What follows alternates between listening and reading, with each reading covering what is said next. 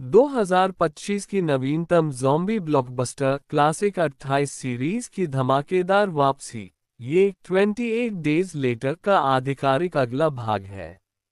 कहानी शुरू होती है जब एक शोध केंद्र से गलती से एक ऐसा वायरस लीक हो जाता है जो इंसानों को खून का प्यासा पागल बना देता है। ये वायरस इतनी तेजी से फैलता है कि सिर्फ 28 दिनों में चमकता हुआ लंदन एक मृत शहर में बदल जाता है। 28 साल बाद ब्रिटेन पूरी तरह वीरान हो चुका है। केवल कुछ ही बचे लोग समुद्र से घिरे एक छोटे से द्वीप पर आदिम खेती करके जीवन चला रहे हैं। हथियार भी पुराने, खुद बनाए हुए, क्योंकि आधुनिक तकनीक लगभग खत्म हो चुकी है। खाने की इतनी कमी है कि पिता पुत्र के नाश्ते में आने वाली एक पतली सी बेकन स्लाइस को भी वे एक दूसरे को खिलाने में झिझकते हैं। घर में उनकी बीमार मां पड़ी है, दुर्लभ दवाइयां उसके लिए मिलना असंभव है। छोटा पे जो उम्र में छोटा है लेकिन सोच में परिपक्व, अपनी बची हुई बेकन मां को खिला देता है। वह लड़ाई कौशल में भी बेहद निपुण है, क्योंकि उसका पिता जेमी एक अनुभवी शिकारी है। वही जेमी रोजाना समुद्र की लहरों के बीच छिपी सड़क से मुख्य भूमि पर जाकर सामान लाता है, और पूरे बसेरे में उसकी बहुत प्रतिष्ठा है। आज पहली बार अपने पिता के साथ मुख्य भूमि पर सामान खोजने जा रहा है। हालांकि मुखिया उसे चेतावनी देता है कि अगर वह खतरे में फंस गया तो कोई उसे बचाने नहीं आएगा। पर दृढ़ निश्चय के साथ निकल पड़ता है। उस सड़क से वे मुख्य भूमि पहुंचते हैं, जो दिन में सिर्फ 2 बार, सुबह और शाम, लहरों के हटने पर थोड़ी देर के लिए दिखाई देती है। इसी वजह से इतने वर्षों में उनके बेस पर कभी हमला नहीं हुआ। लेकिन खोज के लिए उनके पास भी समय बहुत कम होता है। पास पड़ोस की चीजें पहले से ही लूटी जा चुकी थी, इसलिए जेमी निर्णय लेता है कि वे और अंदर जाएंगे, जहां सामान ज्यादा होगा और पे को भी सीखने का मौका मिलेगा। जल्द ही उन्हें एक मोटा, धीरे धीरे रेंगने वाला संक्रमित ज़ॉम्बी दिखाई देता है। ये सबसे आसान लक्ष्य था। लेकिन तभी पीछे से एक और रेंगता ज़ॉम्बी आ जाता है। पे तीर चलाता है और गले में तीर लगने से वह मर जाता है। जेमी भी अपनी फुर्ती दिखाते हुए दूसरे को मार गिराता है और तुरंत वहां से आगे बढ़ने को कहता है, क्योंकि आवाज से और ज़ॉम्बी आकर्षित हो सकते हैं। थोड़ा आगे पहुंचकर वे जंगल के बाहर आते हैं। हिरणों का झुंड दौड़ता दिखता है, दृश्य शांत है, पर खतरा हमेशा मौजूद है। उन्हें एक पुराना छोड़ा हुआ घर मिलता है, लेकिन वह भी पहले ही लूटा जा चुका था।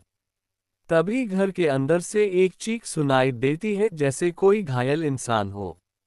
लेकिन वह एक कौवा था जो एक लाश को खा रहा था। पास जाकर पे को पता चलता है कि इंसानों ने ही इंसानों को कितना यातनाएं दी थी। कई बार इंसान ज़ॉम्बियों से भी ज्यादा खतरनाक थे। अचानक वह लाश हिलती है, वह भी संक्रमित हो चुका था। जेमी पे से उसे खत्म करने को कहता है, लेकिन पे दिल नहीं करता। अंत में मजबूरी में वह मार देता है। ये कठिन अनुभव पे को और मजबूत बनाता है। लेकिन असली खतरा तब आता है जब दूर पहाड़ी पर दर्जनों ज़ॉम्बी दिखाई देते हैं, सबसे आगे एक विशालकाय अल्फा ज़ॉम्बी। जेमी तुरंत पे को लेकर भागता है। पे घबराहट में तीर ठीक से नहीं चला पाता। वे एक घर की छत पर छिप जाते हैं और रात वहीं बितानी पड़ती है, क्योंकि वापस आने का समुद्री रास्ता पानी में डूब चुका था। रात को जमीन हिलने लगती है, सैकड़ों ज़ॉम्बी तेजी से दौड़ते हुए पास से गुजर रहे थे। सुबह होते होते घर टूटने लगता है। वे जैसे तैसे बाहर निकलते हैं और समुद्र किनारे की सड़क पर पहुंचते हैं। पानी थोड़ा कम हुआ था, इसलिए वे भागते हुए अपने द्वीप की ओर लौटते हैं। पीछे से अल्फा भी उनका पीछा करता है। बेस से लोग रोशनी और हथियारों से उसकी तरफ गोलीबारी करते हैं। अंत में एक जलती हुई भला उसे भेद देता है और वह गिर पड़ता है। जेमी अपनी बहादुरी की झूठी कहानी सबको सुनाता है, लेकिन पे जानता है कि असलियत क्या थी।